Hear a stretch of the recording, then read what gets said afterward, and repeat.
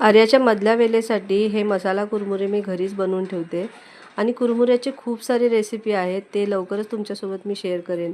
ही एक recipe try करून बघा, तुम्हाला नक्कीच आवडेल अशी आहे।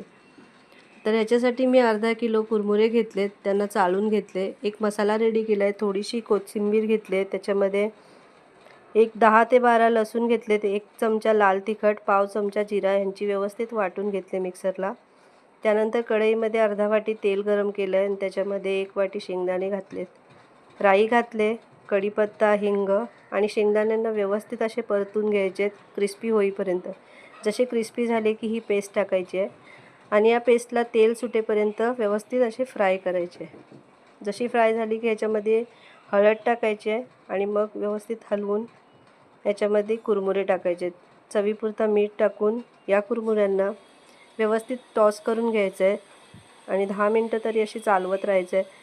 त्यानंतर एकदम क्रिस्पी झाले की यांना थंड झाल्यावर एका एअरटाईट डब्यामध्ये भरून ठेवलं तर 10 ते 12 दिवस इझिली चालतात। खूप छान अशी बनते। ह्याच्यापासून मी भेल पण तयार करते आणि काही जास्त मसाले टाकायला नाही लागत। मी आर्याला ह्याच्यासोबत फरसाण टाकून दिला तरी खूप आवडतात। तुम्ही करून पहा आणि मला कमेंट करा। भेटूया नवीन व्हिडिओमध्ये। बाय।